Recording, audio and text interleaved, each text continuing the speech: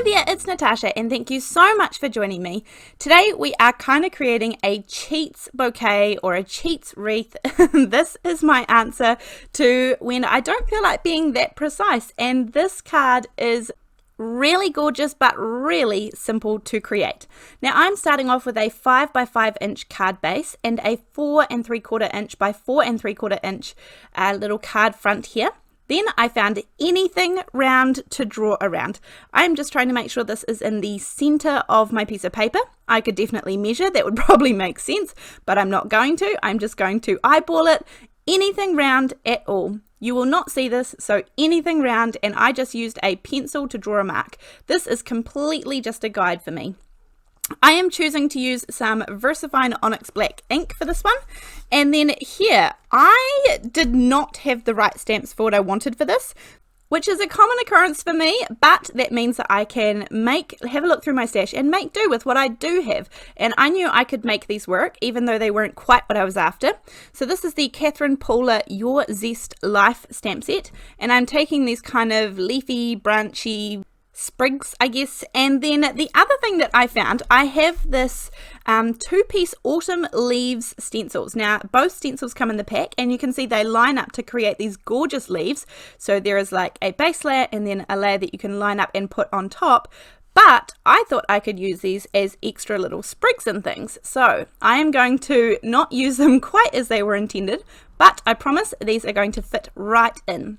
Now to go through my stencil here, I'm using the black ink with a little finger dauber, and that way I can get it all in those little nooks and crannies of that little sprig here that would have probably been the veins or something like that of the leaf. So I've done 3, and then I'm kind of just looking at the ones I could use. So I like this one over here. I'm going to use that one later on. I could use that one down the bottom corner. There's plenty on here that I think I could add in, but for the moment I am just going to ink up just the top of this stamp. I am going to move them around the circle and kind of fill this in to create a little round bouquet of flowers, and the center here can get as mucky as we want it to get, and all I want is the outside. And for this one here, I'm actually going to mask off those couple of leaves. So I put a little bit of low-tech tape on it, ink it up, take them off, stamp it down, then put them right back on again, then take them off and stamp it down. And then I just go around. There's a tiny little sprig in that set that I'm going to use as well. Then I know I have some gaps, so I'm going to come back to the stencil and add in a few more little dots and things. This is just really easy to go through your stash, see what you have, and see what you can make work if you don't have the perfect stamps for it. Now, because I stamped this all in Pigment ink, the VersaFine Onyx black ink, I still have time to use some clear embossing powder and go over top of this and then melt it. You definitely don't have to do this stage. I am intending on colouring in this kind of very lightly. So I often will heat emboss things. That means no matter what ink I've chosen, it won't smudge, I can't ruin it. It's more of an insurance policy for me.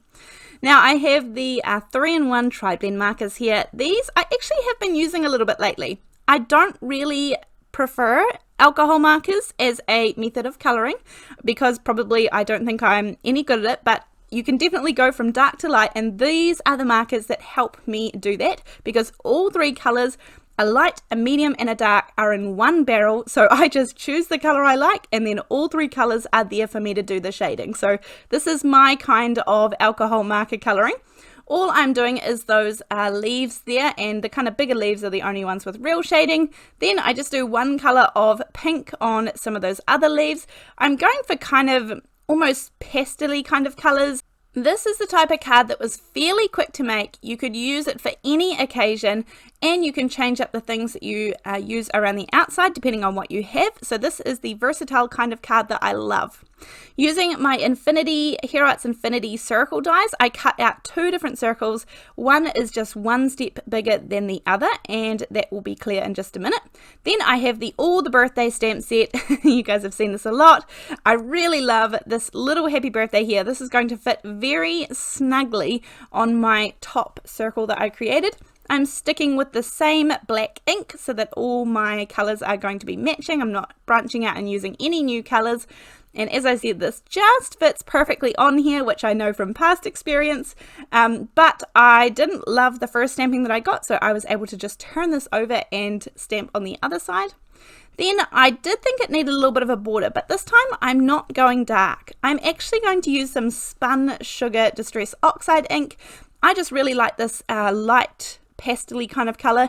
If I didn't have an ink that I was after, I was just going to use one of those alcohol markers. I could have gone down the side with those to create a really nice light border.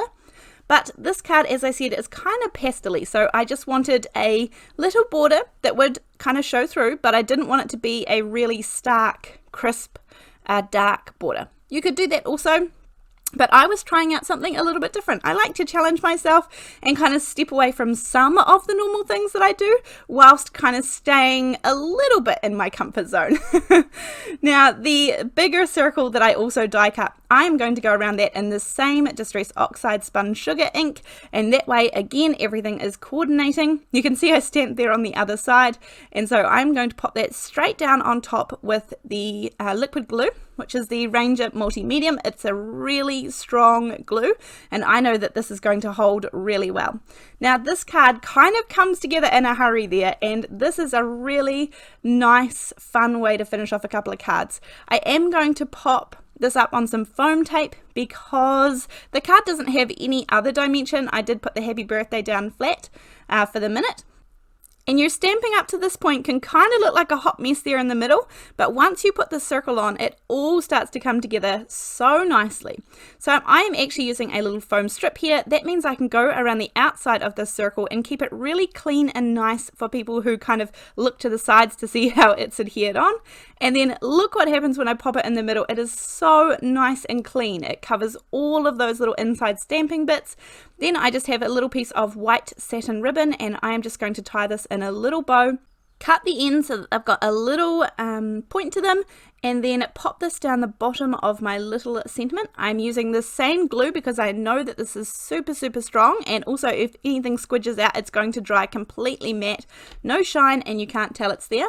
And that is going to finish off my card for today. Very simple, very easy to create, and you can hide all of that mess just under that circle and no one would know. Thank you so much for joining me. I hope you've enjoyed this card. Let me know what you think in the comment section down below. I'm excited to hear, and I will see you in the next video. Thanks, bye!